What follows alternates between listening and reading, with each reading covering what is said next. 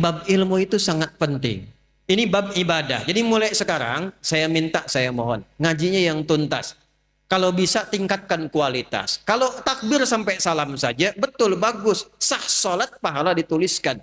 Tapi barakahnya sholat kita nggak dapat. Apa barakahnya itu? Membuat kita semakin lebih baik. Saya ulang, membuat kita semakin lebih baik. Jadi kalau kita cuma takbir begini, Allahu Akbar. Tahu ilmunya, bacaannya sampai dengan salam. Tapi tidak mengerti apa yang kita bacakan. Maka untuk mempraktekkan salam rahmat dan barakah. Assalamualaikum warahmatullahi wabarakatuh. Assalamualaikum warahmatullahi wabarakatuh. Nggak dapat kita. Pahala dituliskan, prakteknya minim dipraktekkan. Itu yang menjadikan orang sholat lisannya masih kasar. Orang sholat tangannya masih berbuat maksiat. Orang sholat kakinya melangkah pada hal yang tidak benar dan tempat maksiat. Itu yang terjadi. Maka yang harus dilakukan sekarang nyicil satu-satu. Kalau besok-besok saya sholat, contoh nih, maaf ya, maaf. Angkat tangan begini apa maksudnya? Kenapa mengucapkan Allahu Akbar? Kenal Abu Bakar enggak? Oh, bagus. Abu Bakar itu satu-satunya sahabat Nabi yang kalau takbir baru takbir itu langsung nangis. Makanya waktu Rasul tunjuk jadi imam, beliau katakan, ya Rasulullah jangan saya. Saya ini orangnya perasa, takutnya malah nggak khusyuk. Makmumnya nanti sulit ikutin saya. Kata Nabi, udah kamu ini banyak protes imam.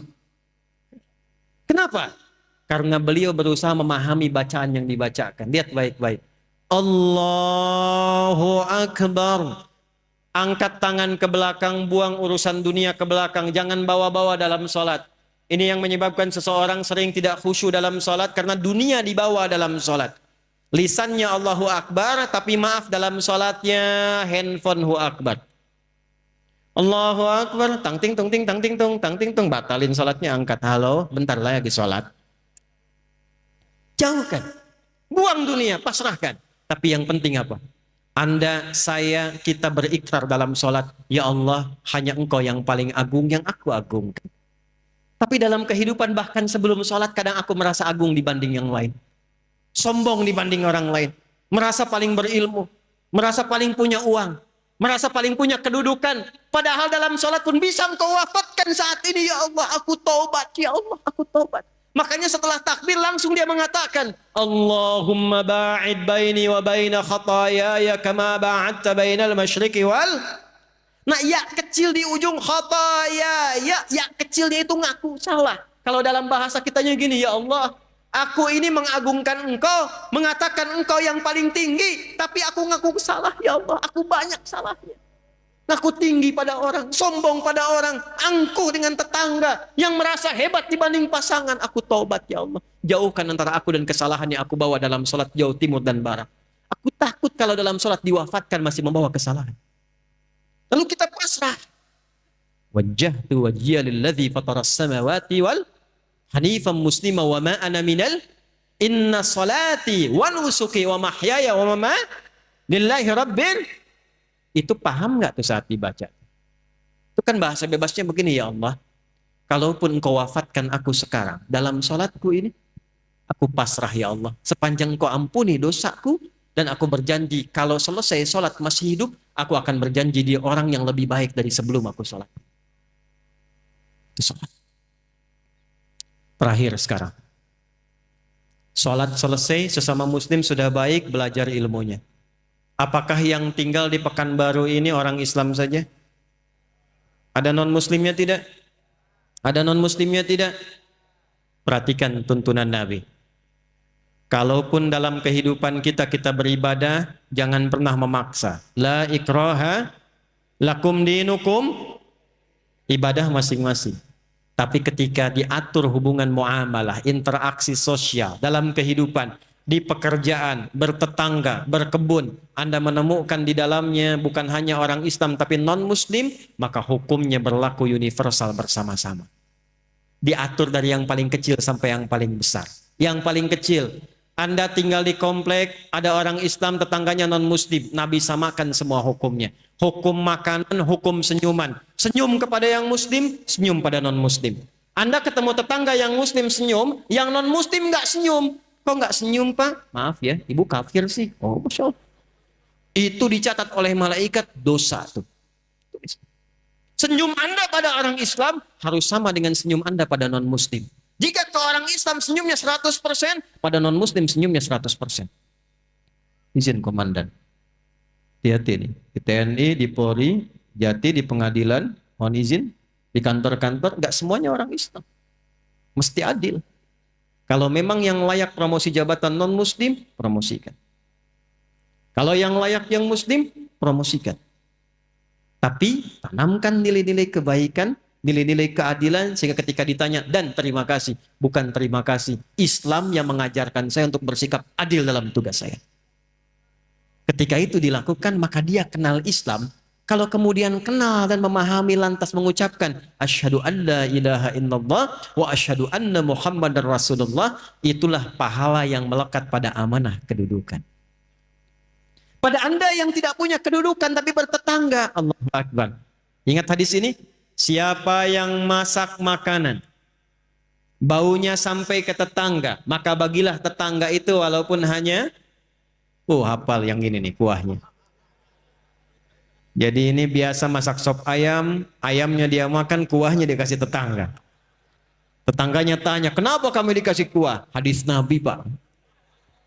Ini korban terjemahan nih.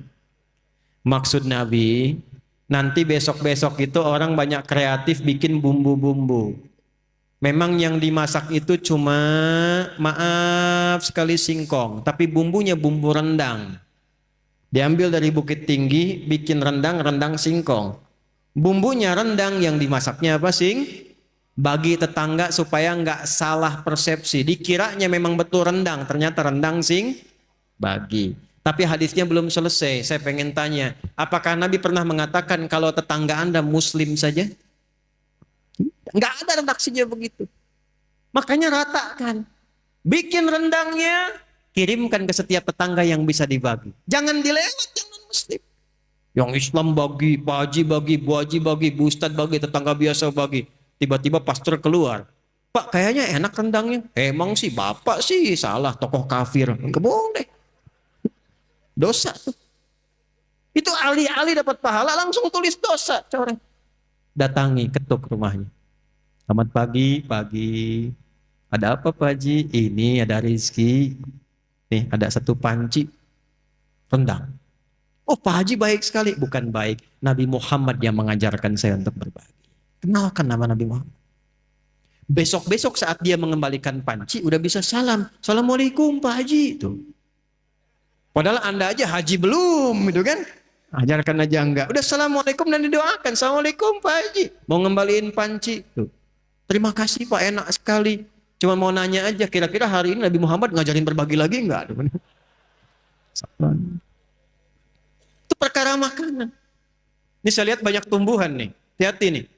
Ada yang rambutan, ada yang durian, yang macam-macam. Cuman di Islam tuh berlaku hukum ini. Jika tanaman Anda merambat ke tetangga, buahnya masuk, maka hakun mushtarak. Buahnya hak bersama dengan tetangga. Jangan tunggu dia minta. Jangan tunggu. Anda punya rambutan, buahnya ke tetangga. Ketuk pintunya, sampaikan. Bu, ya Pak, ada apa? Itu ada buah. Ya saya tahu pohon rambutan punya Bapak kan. Betul, pohonnya punya saya.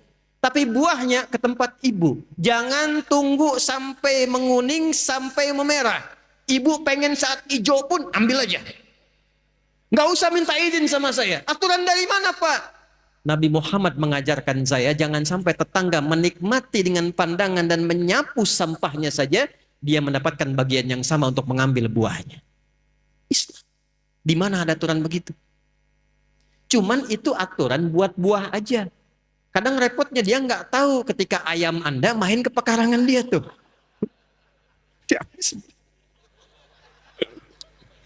Besok dia datang, Pak, Nabi Muhammad tuh berkah banget ya, ayam Bapak enak banget nih. Nah, saya menginginkan suasana begini nih antar umat Islam itu. Jadi kita internal diperbaiki, sama orang-orang sekitaran kemudian berbuat baik, jaga itu sampai wafat. Jaga itu sampai wafat. Karena kita nggak tahu kapan kita pulang. Mungkin pulang malam ini. Kenapa pada diam ini? Kan udah gelap banget tuh. Ya, senang tidak kalau pulang? Yakin? Senang tidak? Dibilang senang takut malam ini gitu ya. Dibilang tidak ya pulang. Maaf ya, ini hukum psikologi nih. Di mana-mana semua orang pulang itu senang. Nih saya tanya nih, kalau habis Lebaran, mau Idul Fitri, mau pulang kampung, senang tidak? Senang kan?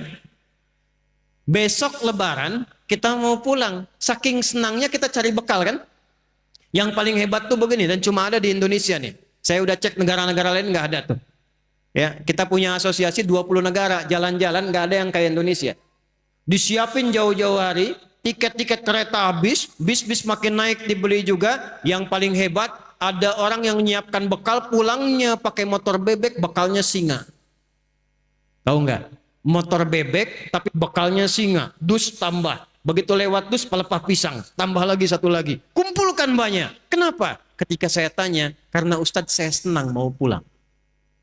Dan saking senangnya dia tuliskan di belakang pakai kardus, dia tulis dekat knalpotnya itu, sayang aku pulang.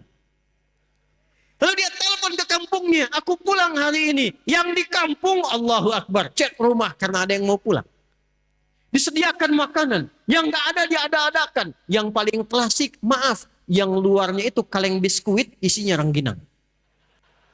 Saya nggak sebut nama karena endorse. Kaleng biskuit isinya rengginang. Tasik banyak ya Bu ya. Paling banyak. Kenapa? Karena senang ada yang pulang. Jadi setiap pulang itu biasanya senang. Kalau siap bekalnya. Itu poinnya. Saya tanya waktu satu kali, kenapa Anda nggak pulang mudik? Gak ada bekal Ustaz. Sifat pulang senang kalau ada bekal. Kalau sedikit bekal, tak ada bekal, tak siap pulang.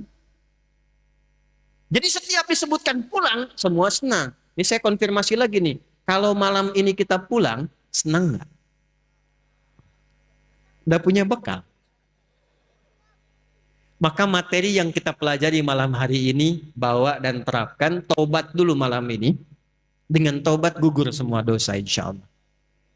Kecuali utang ya, awas tuh. Utang tetap bayar tuh. Tobat utang tidak lunas dengan tobat. Ya, yang buruknya hilang, yang utangnya lunasi. Begitu selesai kemudian kosong, pulang dari sini, jalan itu udah bawa pahala. Ada orang pernah bunuh 99 sampai 100 orang. Dia mau tobat. Begitu mau tobat datang kepada seorang kiai. Kata kiai itu, kalau yang kayak kamu ini saya nggak bisa bimbing. Tapi saya referensikan pada kawan saya yang di sana. Ini sikap bijak. Nggak ada ustadz menguasai segalanya. Kalau bukan pakar di bidangnya, arahkan dan sarankan pada ustadz lain yang menguasai bidangnya. Maka dia jalan ke tempat kiai itu di tengah-tengah, ternyata ajalnya tiba, meninggal. Di tengah-tengah. Apa yang terjadi? Ini saking viralnya sampai di era Nabi Muhammad turun ayat An-Nisa, surah keempat ayat 100. وَمَنْ يُهَاجِرْ فِي سَبِيلِ اللَّهِ يَجِدْ فِي الْأَرْضِ مُرَاغَمًا كَثِيرًا وَسَعًا وَمَنْ يَخْرُجْ مِنْ بَيْتِهِ مُهَاجِرًا إِلَى اللَّهِ وَرَسُولِهِ ثُمَّ يُدْرِكْهُ الْمَوْتُ فَقَدْ وَقَعَ أَجْرُهُ عَلَى اللَّهِ. Siapa yang bertekad merubah dirinya lebih baik, kalau dia masih ada ajal hidupnya, maka oleh Allah akan dilimpahkan ketenangan. Jadi kalau mau berubah jadi baik, bukan dunia dulu yang dikasih, bukan materi, bukan pangkat dulu, diberikan ketenangan di hatinya oleh Allah supaya menerima kebaikan. Setelah itu baru dilimpahkan, kedudukan tambahkan, harta tambahkan, ilmu tambahkan. Tapi kalau dia ingin berubah tiba-tiba wafat di pertengahan, maka jalan kakinya itu menggugurkan dosa-dosanya. Tobatnya diterima, tapak kakinya dihitung sebagai amalan baru. Maka orang tadi yang pernah membunuh 100 orang, maaf, dia meninggal di pertengahan jalan ke majlis ilmu untuk mengaji, di tengah-tengah belum sampai belajar, meninggal di tengah. Allah perintahkan, catat amalannya untuk menggugurkan dosanya. Dan catat tapak pertama kakinya untuk mengantarkan dia ke surga.